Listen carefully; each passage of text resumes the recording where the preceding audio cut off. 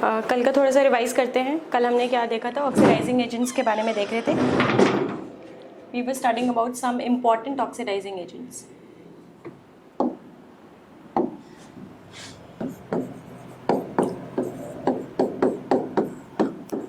और हम देख रहे थे ऑक्सीडाइजिंग एजेंट्स और रिड्यूसिंग एजेंट्स का हम एन फैक्टर कैसे कैलकुलेट करेंगे। ठीक है, तो मैंने आपको बोला था कि सबसे इंपॉर्टेंट ऑक्सीडाइजिंग एजेंट जो होता है वो कौन सा होता है। एक बार फटाफट से रिवाइज करेंगे। KMnO4। KMnO4 सबसे अच्छा ऑक्सीडाइजिंग एजेंट इसलिए होता है, चाहे आप acidic medium low, basic medium low या न्यूट्रल मीडियम लो, ये सब में ही एज अ ऑक्सीडाइजिंग एजेंट काम करता है। ठीक है, तो फिर इसमें हमने देखा था क्या, बैन 153। ठीक है, 153। इसमें क्या कंपाउंड बन रहा था, इसमें बन रहा था MnO4। ये क्या था, K2MnO4। मतलब ये यहाँ +7 से +6 में जा रहा था। ठीक है, और एसिडिक मीडियम में ये चेंज हो रहा था MnO में, मतलब +2 में जा रहा था, और इसमें चेंज हो रहा था MnO2 में। ठीक है, मतलब +7 से +4 जा रहा था। ठीक है, तो बैन 153 हमने इससे याद किया था।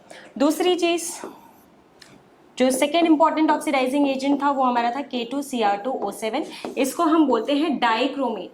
ठीक है, लेकिन इसके बारे में एक लिमिटेशन था। लिमिटेशन ये था, पोटेशियम डाइक्रोमेट बोलते हैं और Cr2O7-2 को डाइक्रोमेट आयन बोलते हैं। इसका लिमिटेशन ये था कि ये ऑक्सीडाइजिंग एजेंट की तरह काम करता है, लेकिन सिर्फ और सिर्फ कैसे मीडियम में, एसिडिक मीडियम में। तो एसिडिक मीडियम में ये चेंज हो जाता है Cr+3 में। लेकिन अगर हम इसका बेसिक मीडियम में देखें, इसका बेसिक मीडियम में देखें तो ये चेंज हो जाता है डाइक्रोमेट से क्रोमेट आयन में। क्रोमेट आयन क्या होता है, CrO4-2 में। ठीक है, CrO4-2 में। और अगर हम इसमें देखें बेसिक मीडियम में तो ये +6 से +6 ही रह रहा है, मतलब there is no change in oxidation number. तो बेसिक मीडियम में ये क्या करता था, ये एक्ट नहीं करता था एज एन ऑक्सीडाइजिंग एजेंट। जो तीसरा ऑक्सीडाइजिंग एजेंट हमने यहीं से निकाला था, दैट इज डाइक्रोमेट। इसको हमने कैसे याद किया था, A:B:C:D। मतलब बेसिक मीडियम में क्रोमेट आयन में चेंज हो जाएगा और एसिडिक मीडियम में ये डाइक्रोमेट आयन में चेंज हो जाएगा। ठीक है, फिर यहाँ से हमने तीसरा ऑक्सीडाइजिंग एजेंट देखा था। तीसरा ऑक्सीडाइजिंग एजेंट मतलब हमारा क्रोमेट आयन।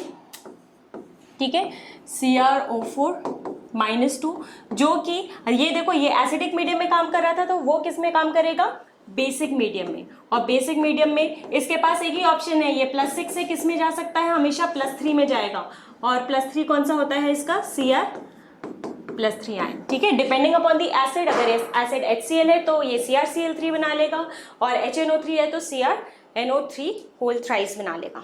ठीक है, अब आते हैं चौथा ऑक्सीडाइजिंग एजेंट। तो चौथा मैंने आपको बोला था कि एक कौन सा ऑक्सीडाइजिंग एजेंट, H2O2। और H2O2 का आपको पता ही है कि जब वो -1 से खुद किस में चला जाए, H2O में, मतलब खुद को इसने रिड्यूस कर लिया, तो it is acting as an oxidising agent. यहाँ पे इसका एन फैक्टर क्या हो जाएगा आपका 2, और यहाँ पे एन फैक्टर क्या हो जाएगा, सिंस एक ही एटम था तो यहाँ पे एन फैक्टर क्या हो जाएगा आपका 3, और यहाँ पे एन फैक्टर इसका हो जाएगा 6। ठीक है, तो एन फैक्टर निकालना तो आपको आ ही गया है। ठीक है, और एक और मैंने बोला था, वो आपको याद करने की जरूरत नहीं है, लेकिन मैंने बोला था इनऑर्गेनिक में आपके काम आएगा। किसका हमने देखा था, नाइट्रेट आयन का, है ना, नाइट्रेट आयन। तो नाइट्रेट आयन आपका 4 अलग अलग तरह का कंपाउंड बना रहा था। मीडियम कुछ डिफाइंड नहीं था उसका, तो वो हमने देखा था कि NO3- 4 प्रोडक्ट्स बना सकता है। एक था अमोनियम आयन। ठीक है, और कौन सा था बताओ जल्दी से, देखो याद करते रहा करो साथ साथ में, तभी आपके लिए भी आसान रहेगा रिकॉल करना। N2O, NO and NO2। तो यहाँ पे इसका ऑक्सीडेशन स्टेट था +5 से यहाँ पे -3 में जा रहा था, यहाँ पे ये -2, और यहाँ पे +1 में जा रहा था, यहाँ पे +2 में जा रहा था, यहाँ पे +4 में जा रहा था। ठीक है, क्लियर है। So that was all about oxidising agent. ठीक है, इन सबका एन फैक्टर आप निकालोगे। अब आते हैं रिड्यूसिंग एजेंट। जो इंपॉर्टेंट रिड्यूसिंग एजेंट्स हैं वो कौन कौन से हैं। सबसे पहले तो H2O2 हो जाएगा, क्योंकि हमने देखा था H2O2 can act as both oxidising agent as well as reducing agent. ठीक है, अब लिखते हैं इंपॉर्टेंट रिड्यूसिंग एजेंट्स के नाम।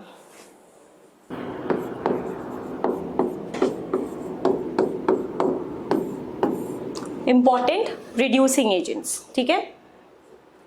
तो सबसे पहले हम किसके बारे में लिखेंगे, H2O2। तो जब H2O2 as a reducing agent काम कर रहा है तो खुद का इसका ऑक्सीडेशन हो जाएगा, मतलब -1 से किस में चला जाएगा, O2 में, 0 में।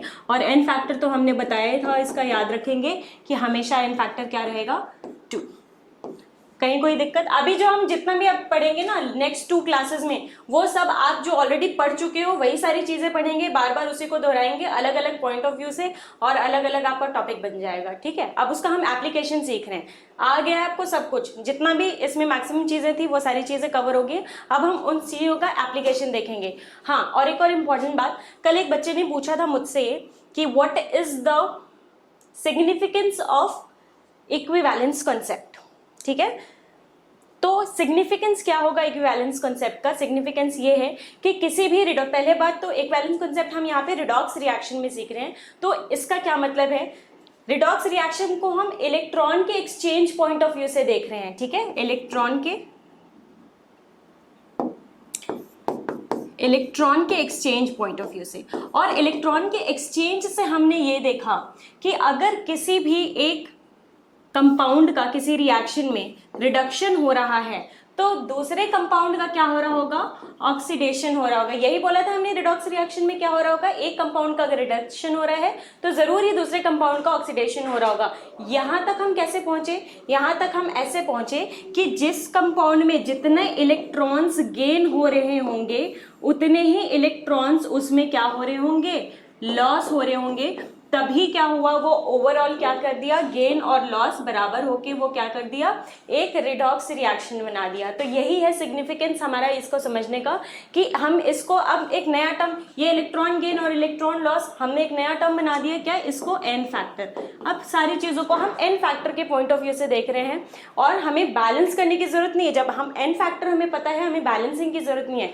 तो मोल कंसेप्ट का थोड़ा सा एडवांस्ड वर्जन है ये equivalence concept, because here we don't have to balance the equation, ठीक है। तो जो सिग्निफिकेंस मोल कंसेप्ट का था उससे हम एक स्टेप आगे बढ़ गए हैं, here we don't have to balance the chemical equation, ठीक है।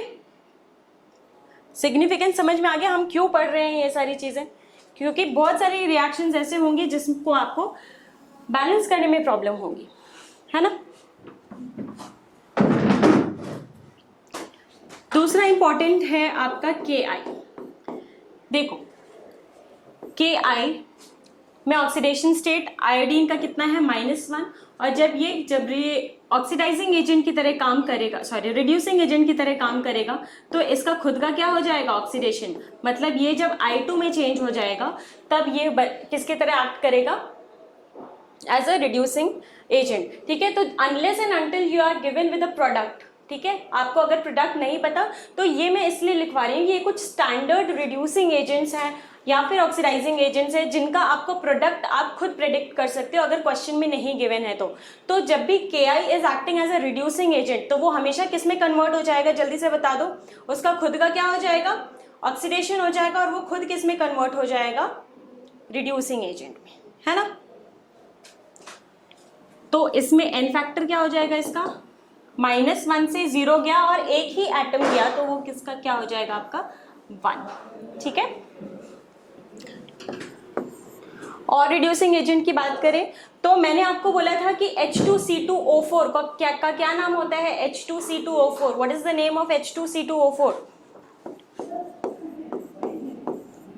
मैंने आपको क्या बोला था कि n factor is a variable quantity. आपका कौन सा सब्सटेंस किसकी तरह किस नेचर में एक्ट कर रहा है, वो रिएक्शन में कौन सा नेचर शो कर रहा है। तो H2C2O4 is basically what, it is oxalic acid, ठीक है। तो अगर मैं आपको कुछ भी नहीं बोलती हूँ तो it is just an oxalic acid. लेकिन अगर मैं इसको एज ए रिड्यूसिंग एजेंट बताऊं, ठीक है, तो अगर मैं H2C2O4 को सबसे पहले अगर मैं एसिड बोलूं तो एन फैक्टर क्या हो जाएगा इसका, मैंने कोई रिएक्शन नहीं दिया, मैंने सिर्फ ऑक्सैलिक एसिड का एन फैक्टर पूछा है, तो आप क्या बोलोगे, मैक्सिमम नंबर ऑफ जो हाइड्रोजन वो दे सकता है, तो कितना हो जाएगा इसका 2। लेकिन मैंने क्या बोला था कि ये डिपेंड करेगा कि ये किसकी तरह एक्ट कर रहा है। अगर ये रिड्यूसिंग एजेंट की तरह काम कर रहा है तो आपको पता है कि O4 जो है ये तो ऑक्साइड ही रहेगा, मतलब -2 में ही रहेगा।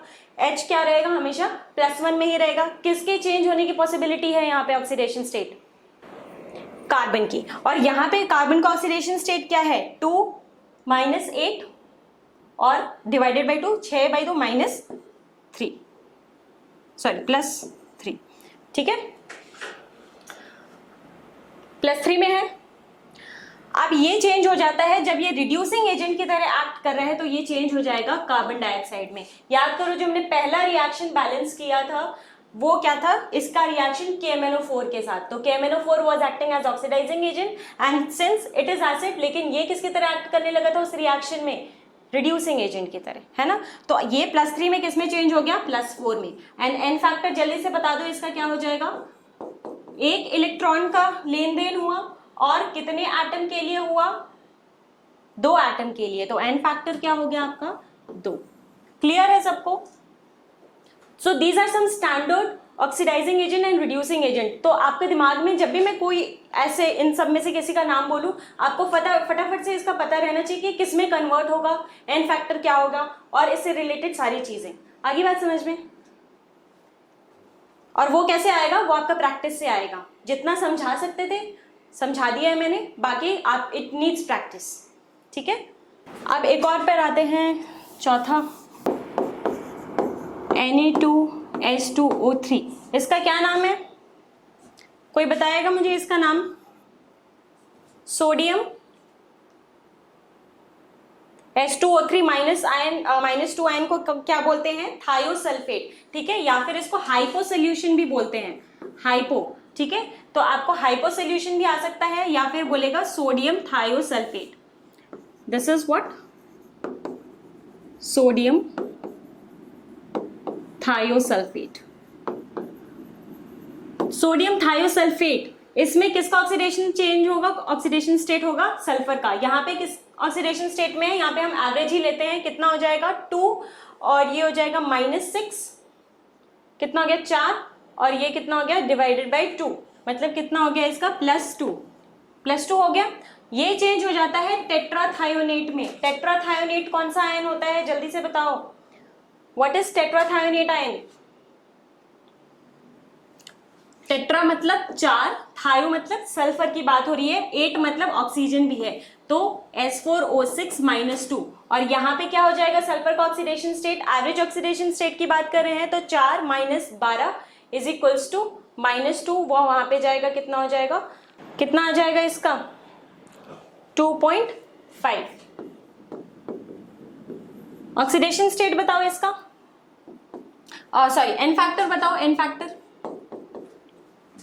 एक एटम के लिए कितने का चेंज आया 0.5 का, लेकिन यहाँ पे कितने एटम हैं 2 हैं, तो कितने का चेंज आएगा 1 का, ठीक है।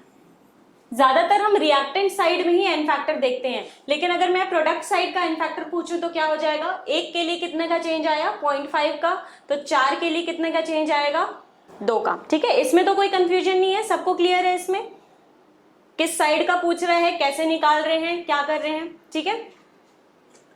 चलो, तो ये भी एक स्टैंडर्ड है, थायोसल्फेट चेंज हो जाता है किसमें, टेट्राथायोनेट में। चलो इतना ही लिखो, 5th वाले रहने दो। 4 हमने कौन कौन सा किया, देखो H2O2 तो आपको याद ही होगा, क्यों, क्योंकि ये दोनों की तरह एक्ट करते हैं। उसके बाद हमने Ki याद किया, फिर हमने क्या बोला, Ki के बाद H2C2O4 ये भी काम करता है, और फिर हमारा टेट्राथायोनेट मतलब H2O3 -2, ठीक है। तो ये 4 रिड्यूसिंग एजेंट थे और हमने बाकी 5-6 ऑक्सीडाइजिंग एजेंट भी किए। अब आते हैं जो मैंने क्या बोला था, एन फैक्टर के लिए हमने ए पता कर लिया, ए एसिडिटी, बी बेसिसिटी, सी मतलब चार्ज या फिर चेंज इन ऑक्सीडेशन नंबर, ठीक है। एन मतलब नंबर ऑफ इलेक्ट्रॉन, क्या रह गया अब वी रह गया ना, तो वी के बारे में थोड़ा डिस्कशन करते हैं। मैंने बोला था वी मतलब क्या होगा, सिंपल वैलेंसी, सबसे इजी है इसका, वी मतलब वैलेंसी। अगर मैं किसी एलिमेंट का ऑक्सीडेशन नंबर पूछ रही हूँ तो वो क्या हो जाएगा, उसका एन फैक्टर पूछ रही हूँ, तो ये हो जाएगा 5वां आपका है V, and V for valency, ठीक है। और ये किसके लिए डिफाइंड होगा, सबसे पहले बताओ, it is defined for elements, ठीक है। It is defined for elements. और क्या हो जाएगा एन फैक्टर, अगर इक्विवेलेंट वेट पूछ रहा है किसी भी एलिमेंट का, तो वो क्या हो जाएगा, उसका एटॉमिक मास, जिसको मैं ए से रिप्रेजेंट कर रही हूं, atomic mass of the element upon उसकी वैलेंसी।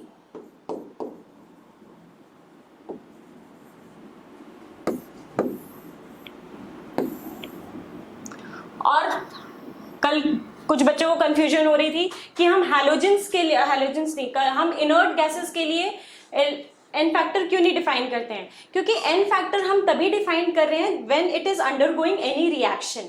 तो हैलोजन तो कोई रिएक्शन शो नहीं कर रहा, ठीक है। और अगर जिनॉन है, वो किसी केस में अगर अपना वो शो भी करता है, तो वहां पे उसकी वैलेंसी हो जाएगी एन फैक्टर, ठीक है। तो एन फैक्टर किसके लिए, हाँ, इसमें एन फैक्टर होता है वैलेंसी के।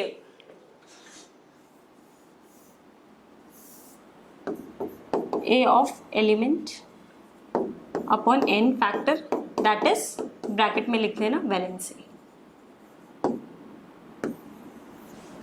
आगे बात समझ में। तो सोडियम का बताओ कितना हो जाएगा, ई of sodium, E of magnesium, E of aluminium, E of Fe, इसका हो जाएगा 23/1, 23/1, इसका हो जाएगा 24/1 2, और इसका हो जाएगा आपका 27/3, है ना। और ई ऑफ Fe, आयरन का मैं पूछ रही हूं, तो मुझे बताओ आयरन की वैलेंसी क्या होती है, आयरन की वैलेंसी क्या हो सकती है, 2 हो सकती है। आयरन किस ऑक्सीडेशन स्टेट में शो करता है, +2 में भी जा सकता है और +3 में भी जा सकता है। तो इसका ये दोनों हो सकता है डिपेंडिंग अपॉन द रिएक्शन, 56/2 भी हो सकता है और 56/3 भी हो सकता है, ठीक है। जो वेरिएबल वैलेंसी शो करते हैं उसका वेरिएबल आपका इक्विवेलेंट वेट भी हो सकता है। आगे बात समझ में, ठीक है। अब हम एक टर्म पर आते हैं जो बहुत दिन से आप इंतजार कर रहे होंगे, उसका नॉर्मेलिटी, ठीक है। इसकी वजह से क्वेश्चन भी आपके अटक रहे हैं, बहुत सारे क्वेश्चंस नहीं कर पा रहे हो। तो मैंने क्या बोला कि जो इक्विवेलेंट कंसेप्ट है, इसको हम मोल कंसेप्ट से रिलेट करते हुए चलेंगे। मोल कंसेप्ट में आपका क्या आता था, मोल। इक्विवेलेंट कंसेप्ट में क्या आया उसकी जगह पे, उसका भाई इक्विवेलेंस, ठीक है। आगे बात समझ में। मोल कंसेप्ट में क्या आता था, मोलर मास। इक्विवेलेंट कंसेप्ट में क्या आ गया, इक्विवेलेंट मास, ठीक है। मोल कंसेप्ट में एक और चीज क्या आती थी, मोलैरिटी। इक्विवेलेंट कंसेप्ट में क्या आ जाएगा, नॉर्मेलिटी, ठीक है। मतलब जहां जहां मोल वाला टर्म आ रहा है वो सब किससे रिप्लेस हो गया है, इक्विवेलेंट से। जहां जहां मास वाला टर्म आ रहा है वो किससे चेंज हो गया है, इक्विवेलेंट मास से।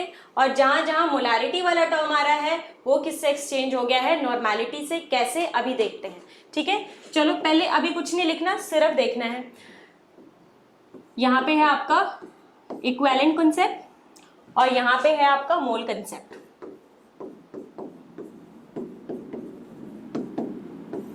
ठीक है। यहां पे हमने क्या डिफाइन किया, मोलर मास। यहां पे हमने क्या डिफाइन किया, इक्विवेलेंट मास। इक्विवेलेंट मास और मोलर मास में क्या रिलेशन है, molar mass upon n factor, है ना, ठीक है।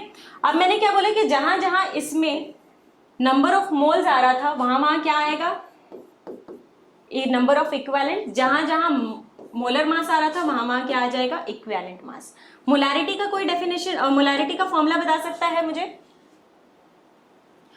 मोलैरिटी का फॉर्मूला क्या था, number of moles of solute in per litre of solvent. Number of moles of solute upon volume of solution, ठीक है, इन लीटर्स।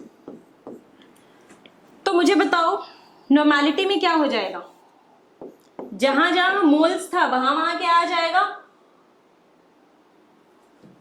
मोल की जगह क्या आ जाएगा, इक्विवेलेंट। और वॉल्यूम की जगह तो वॉल्यूम ही रहेगा। मैं लिख सकती हूं, ठीक है। किसी को कोई प्रॉब्लम,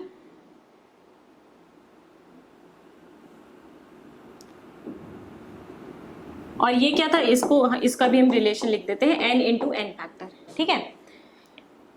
तो एक तो फॉर्मूला हो गया नॉर्मेलिटी का ये।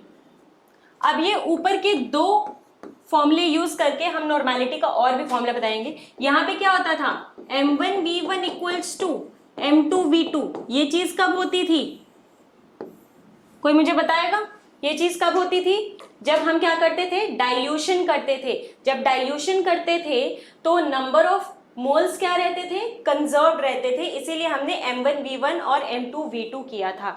और यहाँ पे क्या हो जाएगा, मिक्सिंग नहीं बेटा, मिक्सिंग में क्या होता था, मिक्सिंग में अगर हम मिक्स कर देते थे तो ये क्या हो जाता था, m1v1 plus m2v2 upon total number of moles upon total volume. Mixing में ये वाला केस आता था, याद आया? ठीक है। अब यहां पे क्या हो जाएगा, डाइल्यूशन में n1v1 is equals to n2v2, मतलब नंबर ऑफ इक्विवेलेंट्स क्या रहेंगे, कंजर्व्ड रहेंगे। तो नंबर ऑफ इक्विवेलेंट्स का एक तो नंबर ऑफ इक्विवेलेंट्स का ये फॉर्मूला हो गया कि n इंटू v,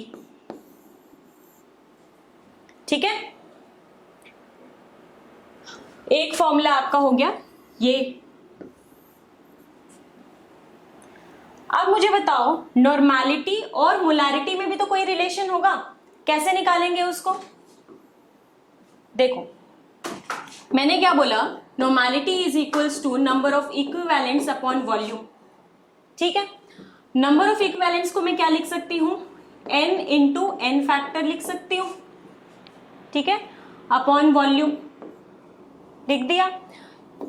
n क्या हो जाएगा, weight upon molar mass into n factor upon volume, है ना।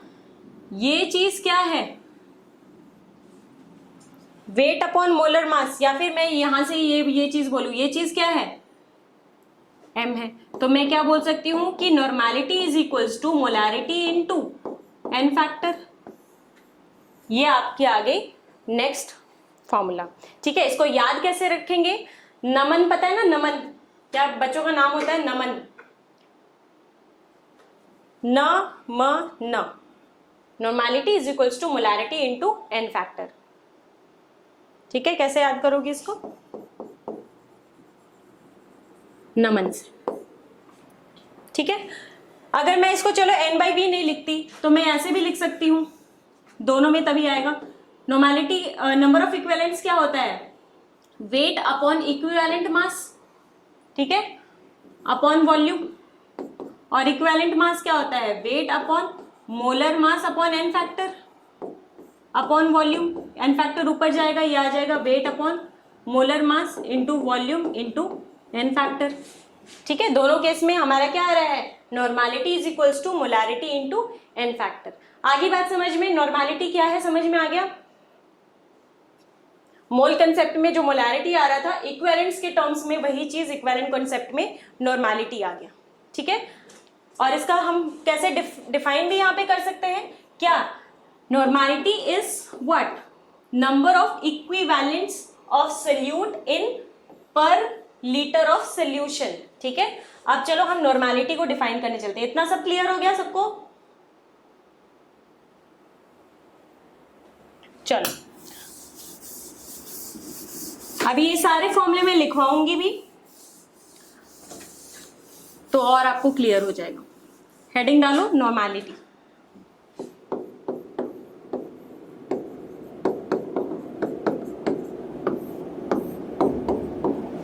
तो नॉर्मेलिटी क्या हो जाएगा, it is defined as number of equivalents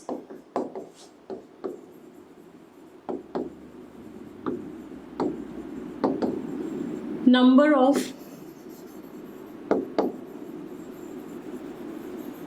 equivalents of substance in per liter of solution, ठीक है। तो पहला इसका फॉर्मूला क्या बन गया कि normality is equals to number of equivalents in per litre of solution, volume in litres,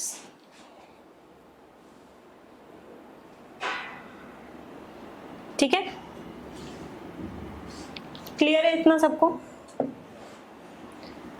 और नंबर ऑफ इक्विवेलेंट्स का दूसरा फॉर्मूला क्या हो जाएगा? नंबर ऑफ इक्विवेलेंट्स बताओ जल्दी से, क्या होता है? Number of moles into n factor, दूसरा फॉर्मूला, पहला फॉर्मूला। तीसरा फॉर्मूला बनाते हैं यहां से। तीसरा फॉर्मूला क्या हो जाएगा? Equivalent weight. जब जितने भी इक्विवेलेंट कांसेप्ट से फॉर्मूले है ना, सब मैं यहाँ पे लिख रही हूँ। इक्विवेलेंट वेट, इक्विवेलेंट वेट क्या होता है? Molar mass upon n factor, तीसरा फॉर्मूला। नंबर ऑफ मोल्स क्या होता था? नंबर ऑफ मोल्स क्या होता था? Given mass upon molar mass. तो नंबर ऑफ इक्विवेलेंट्स क्या हो जाएगा? गिवन मास अपॉन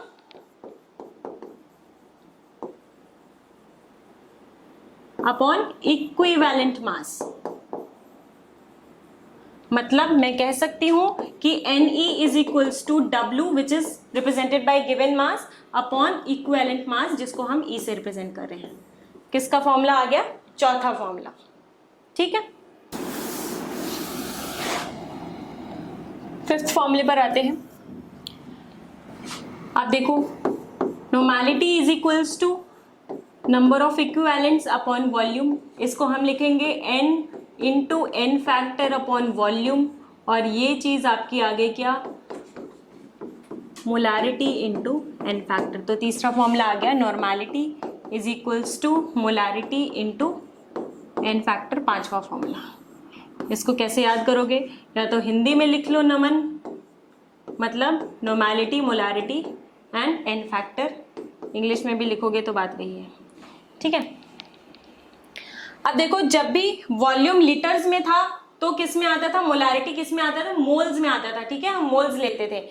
तो यहां पर अगर ml में चला जाता था वॉल्यूम, तो हम क्या निकालते थे? मिली मोल्स। याद आया? तो यहां पे अगर ml में रहेगा नॉर्मैलिटी में, तो हम क्या निकालेंगे? Ni क्या रिप्रेजेंट कर रहा है?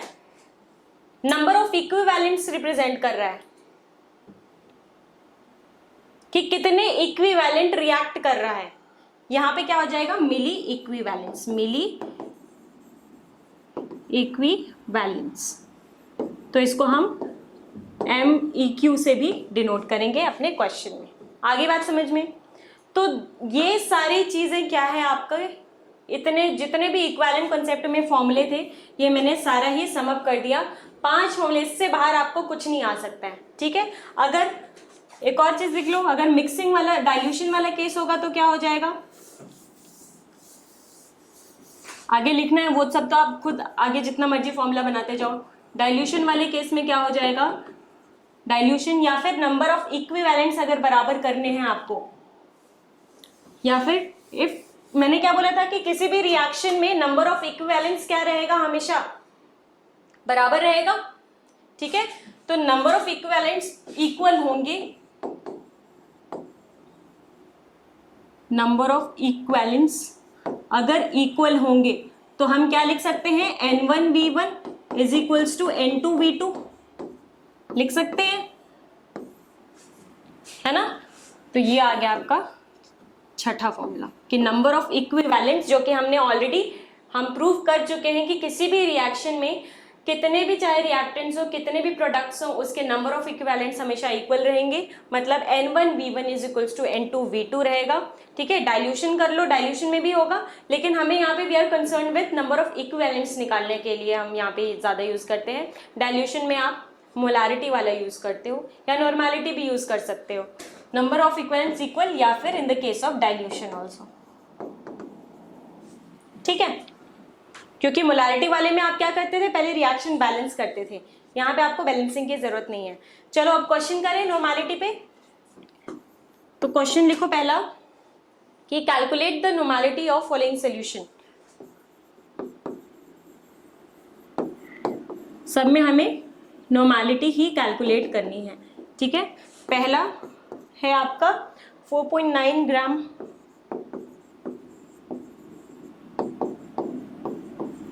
of H2SO4 in 250 ml solution।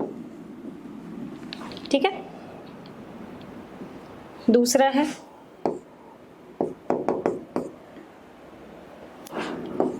31.6 gram of. अब आपको एन फैक्टर तो याद हो ही गया होगा, हमने इतनी प्रैक्टिस कर ली है।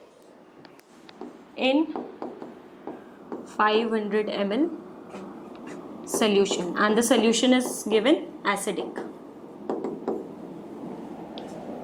ठीक है,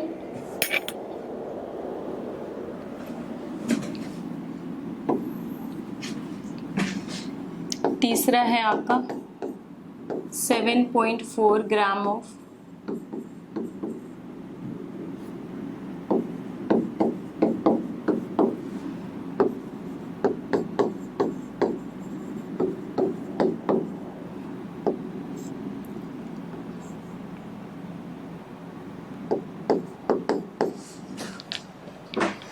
चौथा है आपका 6.3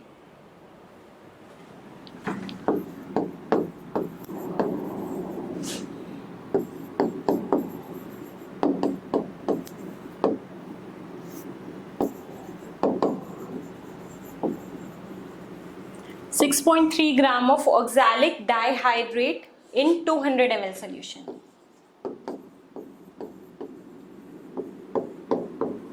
सिंपली जैसे हम मोलैरिटी निकालते थे वैसे हम नॉर्मेलिटी निकालेंगे, सिर्फ एक एक्स्ट्रा चीज और आ गई यहाँ पे, क्या, एन फैक्टर। चलो पहले वाले का आंसर बताओ।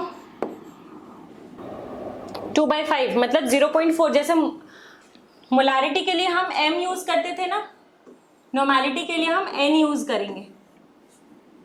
ठीक है, देखो कैसे करेंगे इसका, पहले वाले का देखते हैं।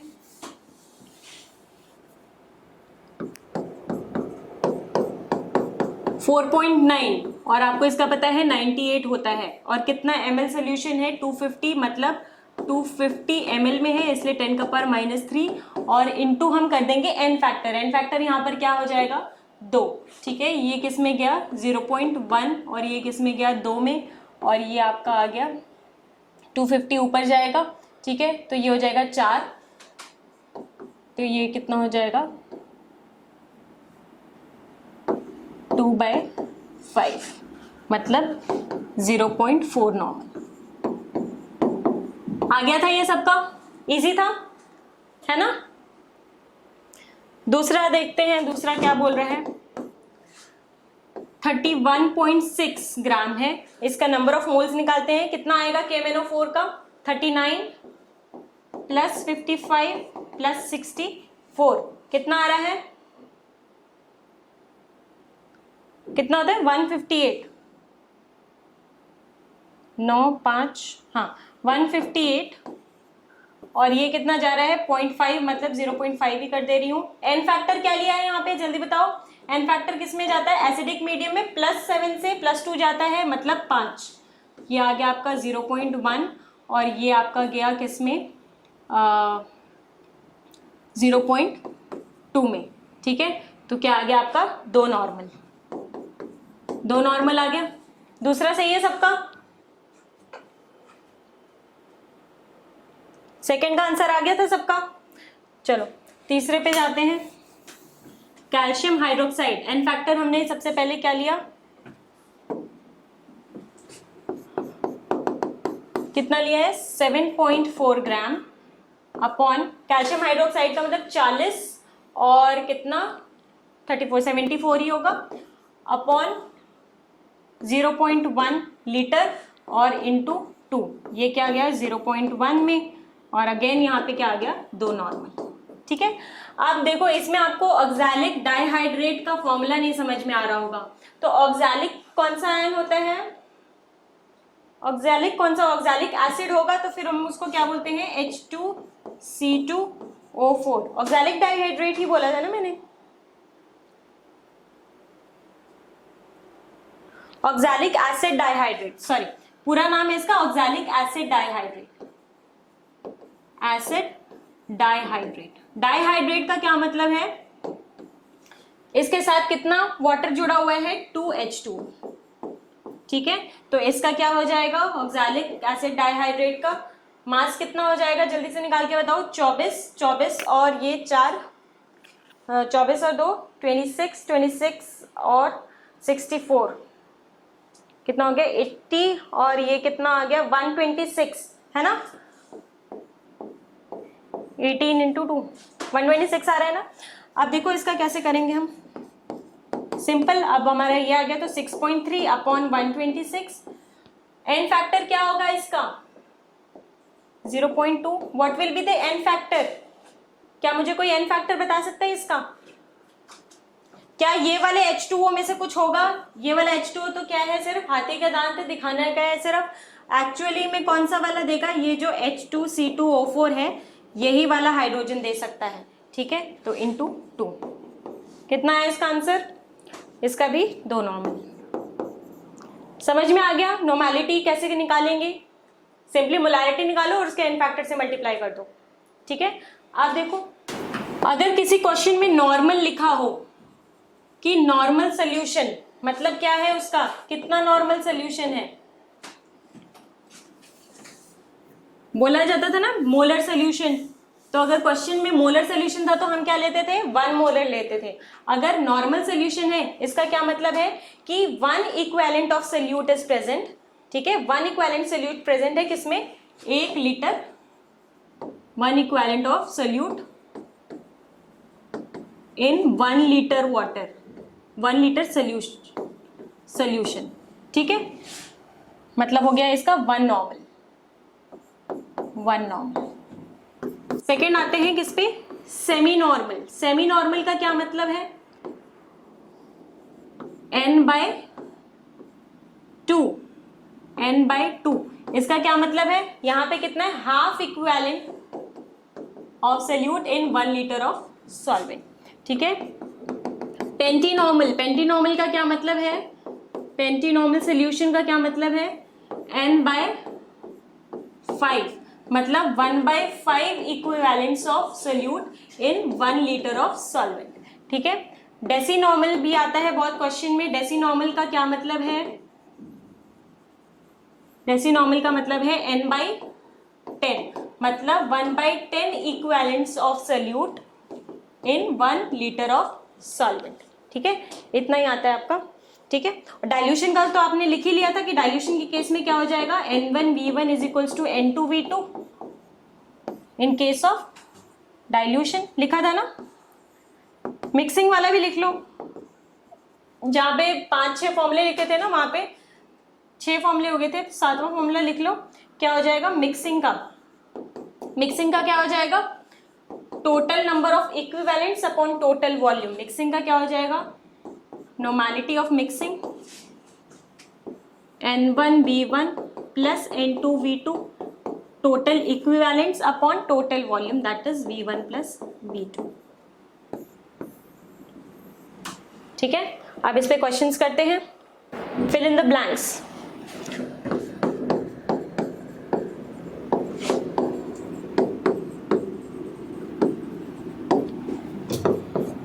पहला है आपका 0.3 molar H3PO4, 0.3 molar H3PO4 is equals to dash normal, ठीक है। इसको हमें किस में कन्वर्ट करना है, नॉर्मेलिटी में। दूसरा है आपका 1.2, दूसरा है 1.2 नॉर्मल K2Cr2O7, इसको मोलैरिटी में कन्वर्ट करना है। तीसरा है आपका 2 मोल H2O2, 2 मोल हमारे पास H2O2 का है, हमें इक्विवेलेंट्स निकालने हैं इसके। Next we have 30 equivalent of Al2SO4 whole thrice, इसका हमें मोल्स निकालना है। जितने भी फॉर्मूले, आपको कुछ रटने की जरूरत नहीं है, सब इसमें आ गए आपके, ठीक है। चलो सॉल्व करके देखो।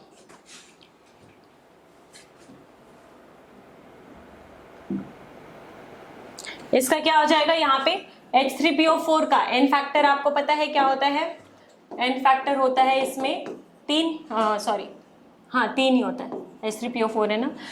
K2Cr2O7 कोई मीडियम नहीं गिवन है, हम क्या मान के चलेंगे, एसिडिक मीडियम, एन फैक्टर आ जाएगा इसका 6, 2 मोल H2O2, इसका एन फैक्टर हमेशा क्या आएगा 2, और Al2SO4 होल थ्राइस, जल्दी से एन फैक्टर बताओ, कैसा सॉल्ट है, बाइनरी सॉल्ट है, एन फैक्टर क्या होगा, मल्टीप्लाई कर देंगे XY दैट इज 6, ठीक है।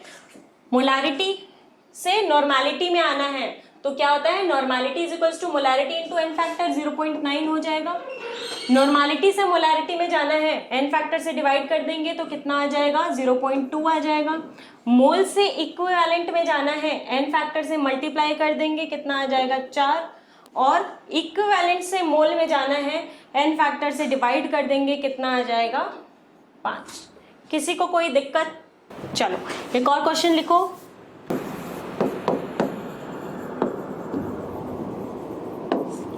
Calculate weight of K2Cr2O7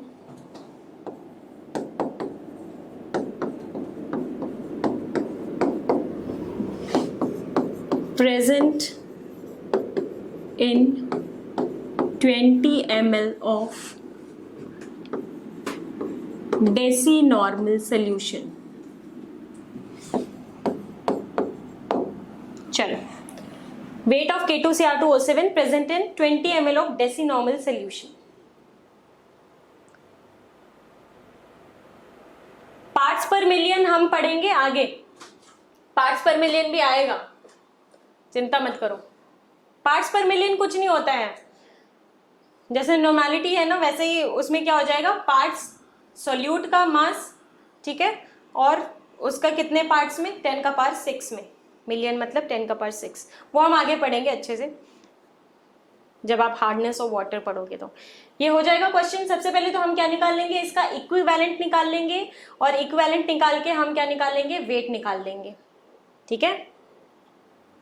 equivalent हम यहाँ से इजीली निकाल सकते हैं, हमें वॉल्यूम पता है, हमें नॉर्मेलिटी पता है, ठीक है।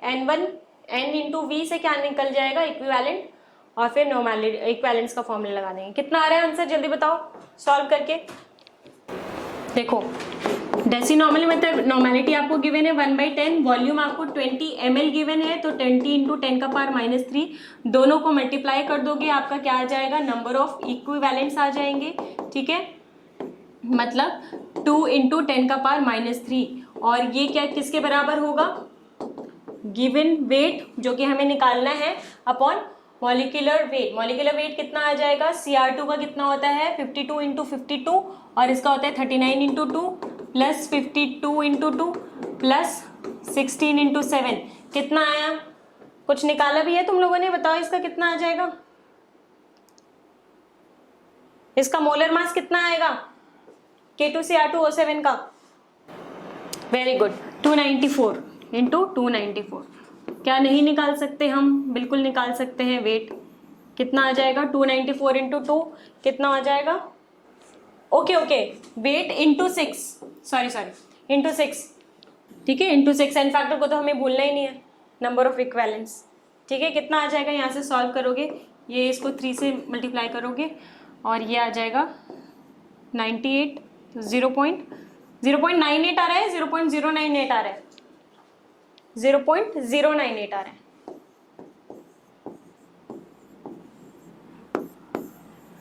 समझ में आ गया क्वेश्चन कैसे करना है? एक और क्वेश्चन करें, मिली इक्विवेलेंट्स निकालना है हमें सब में। Calculate milliequivalents in the following, सब में हमें क्या निकालना है, मिली इक्विवेलेंट्स निकालना है। पहला है आपका 20 milligram of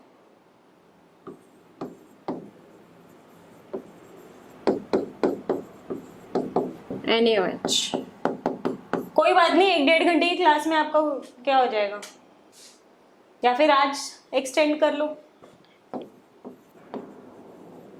20 ml of semi molar H2O2,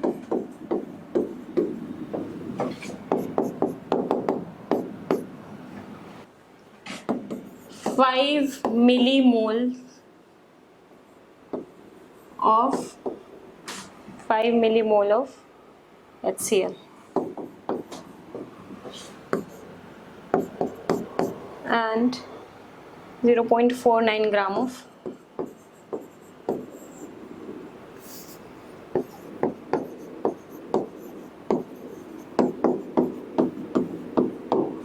H2SO.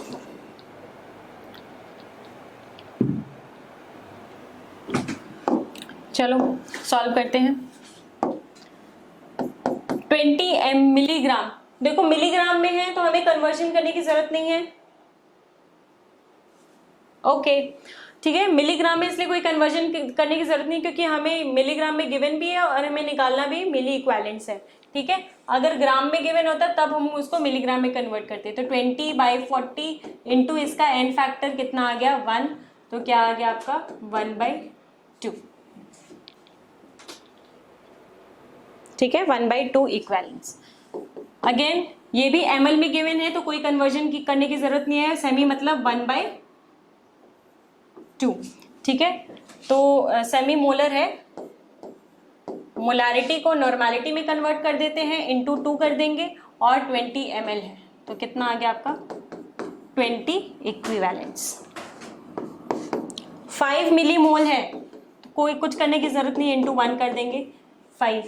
ठीक है, 0.49 ग्राम है, अगेन ग्राम में है और हमें किस में निकालना है, यहाँ पे मिली मोल्स में निकालना है। तो ये क्या हो जाएगा, पहले 0.49, पहले इसका मोल निकालते हैं 0.49 अपॉन 98, ये आगे इसके मोल्स। अब इसको कन्वर्ट करते हैं इसके मिली मोल्स में, इंटू 10 का पावर 3 करेंगे, मोल्स आगे इंटू एन फैक्टर भी करेंगे 2। तो ये क्या हो गया आपका, ये हो गया ऊपर 2 और ये 2 से 2, कितना आ रहा है इसका आंसर आपका 10।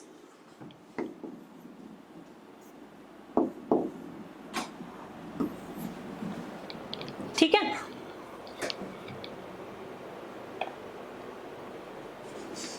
अब देखो एन फैक्टर हम कैसे किसी भी रिएक्शन में निकालेंगे। अब रिएक्शन में 2 तरह की चीजें हो सकती हैं, मतलब 3 केस हो सकते हैं। ये हो गया सबका। देखो हमें रिएक्शन में क्या निकालना है, एन फैक्टर निकालना है। किसी भी रिएक्शन, रिडॉक्स रिएक्शन में हमें एन फैक्टर निकालना है। तो एक तो देखो हो सकता है, क्या हो सकता है उसमें कि एक ही रिएक्टेंट हो, ओनली 1 रिएक्टेंट हो,